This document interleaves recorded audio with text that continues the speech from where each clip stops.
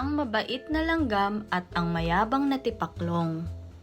Sa isang malawak na damuhan, magkatabing naninirahan ang isang masipag na langgam na nagngangalang Lani at isang tipaklong na nagngangalang Tino.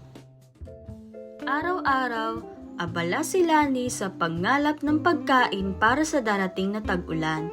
Habang siya'y nagdadala ng mga butil sa kanyang lungga, si Tino naman ay naglalaro, tumatalon at umaawit.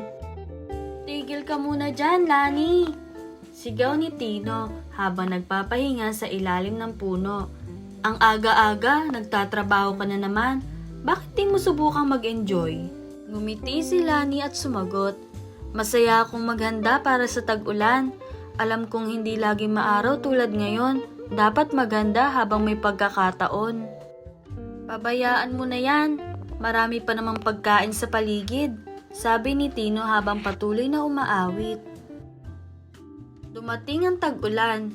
Ang dating mainit at tuyong damuhan ay nabaha at ang pagkain ay biglang nawala.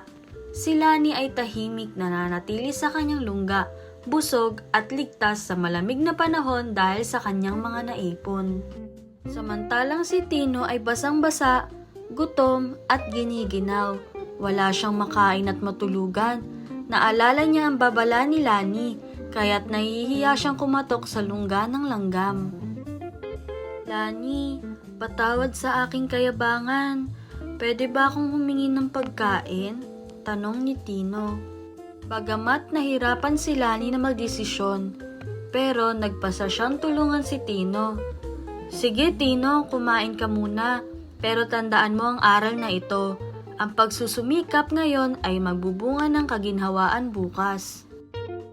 Aral ng kwento: ang paghahanda at pagsusumikap ay mahalaga upang harapin ang anumang pagsubok sa hinaharap.